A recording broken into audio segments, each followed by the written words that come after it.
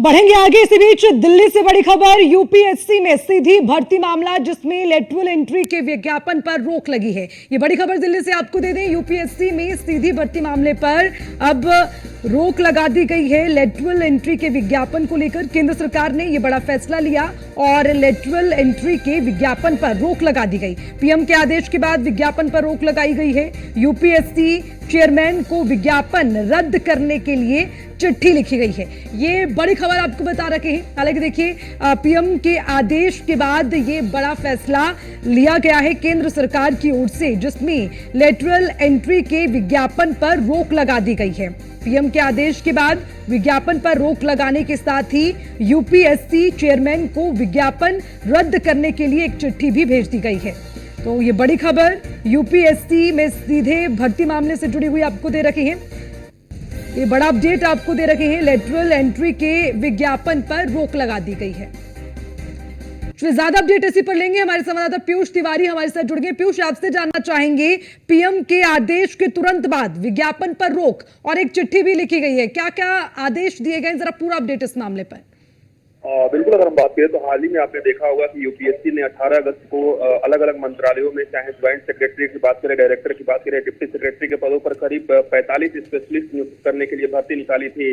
इन भर्तियों को lateral entry के जरिए किया जाना था। इसको लेकर आपने देखा कि तमाम विपक्ष के नेताओं ने हंगामा खड़ा कर दिया और खासतौर पर सोशल मीडिया के जरिए एक विरोध भी जताया था। उसके बाद सीधे तौर पर विपक्ष की ओर से ये कहना था कि सरकार के इस कदम को आरक्षण छीनने की व्यवस्था एक तरीके से विपक्ष की ओर से बताया गया था।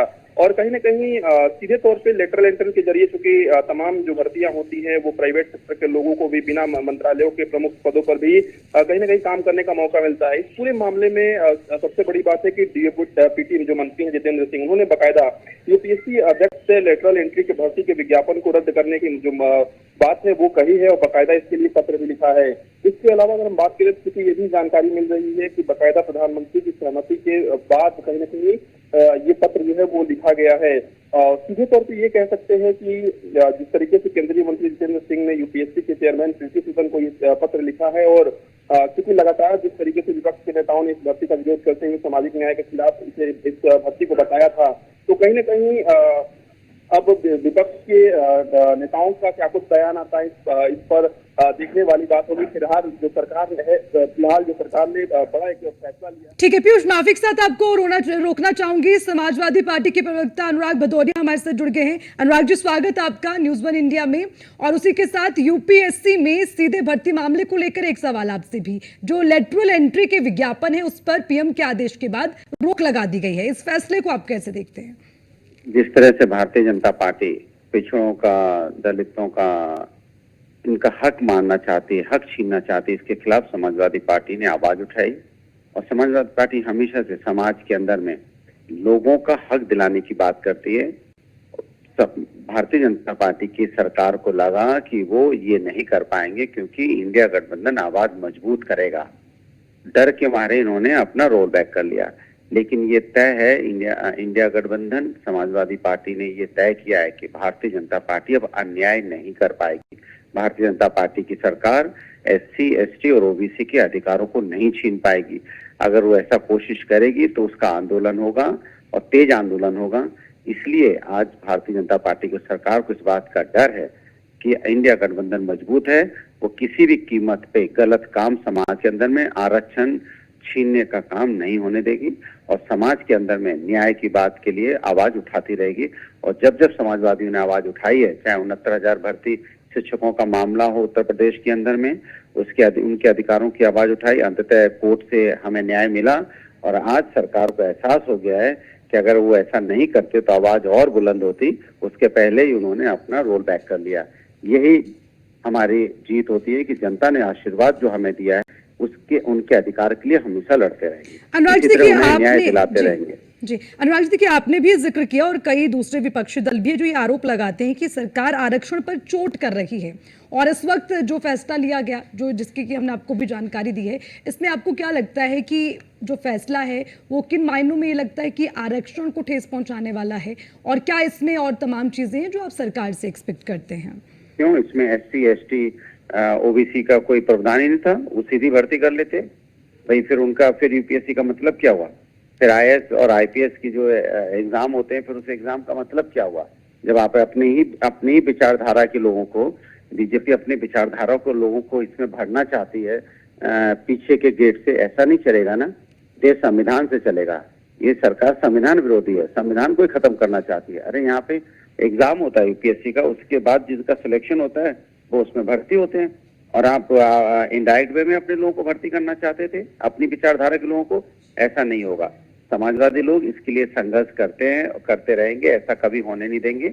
और आप बेफिक्र रहिए, मैं जनता को आश्वस्त करता हूँ, आने वाले दिनों में भी अग्निवीर योजना भी ये वापस लेंगे, क्योंकि हमारा संघर्ष जारी रहेगा जब तक कि जनता का न्याय ना मिले।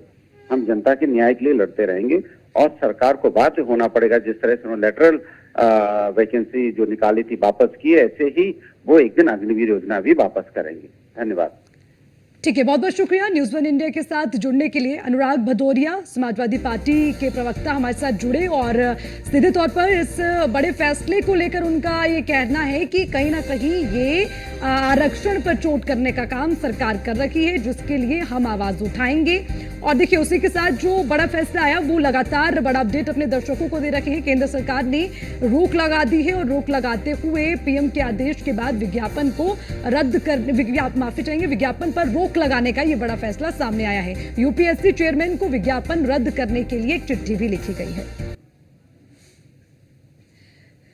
और हमारे संवाददाता पीयूष तिवारी लगातार हमारे साथ बने हुए, एक बार फिर सुनकर करेंगे। पीयूष, आपसे समझना चाहेंगे, देखिए अब जो विपक्ष है वो केंद्र सरकार के इस फैसले का कहीं ना कहीं विरोध करती है, और इस फैसले को आरक्षण में चोट बता रही है। सिर्फ एक नहीं, तमाम विपक्षी दल हैं जो इसको लेकर अब आवाज उठाते नजर आ रहे हैं।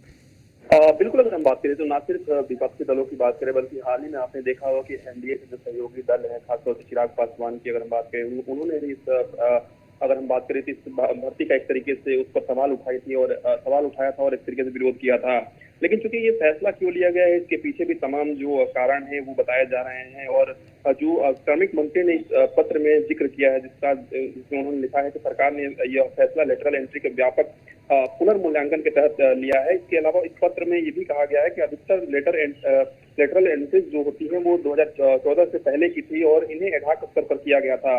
लेकिन इसमें इस पत्र में आप देखिए कि ये भी जिक्र किया गया है कि प्रधानमंत्री का विश्वास है कि लेटरल एंट्री हमारे संविधान में निहित समानता और सामाजिक न्याय के सिद्धांतों के समान ही होनी चाहिए। तमाम सारी बातों का जिक्र जो है वो कहीं न कहीं इस पत्र में भी किया गया है। इसके साथ ही आपने देखा कि तमाम जो विरोध के स्वर हैं वो कहीं न कहीं उठ रहे थे। बिल्कुल, क्योंकि देखिए पीयूष, इसमें जो विपक्ष है वो बिल्कुल इसका विरोध भी करता नजर आ रहा है, और कहीं ना कहीं ये भी आरोप लग रहे हैं कि अपने लोगों को फायदा पहुंचाने का काम यहाँ पर सरकार कर रही है, इसलिए इस तरह के फैसले लिए जा रहे हैं। पीयूष, बहुत बहुत शुक्रिया आपका तमाम जानकारी के लिए।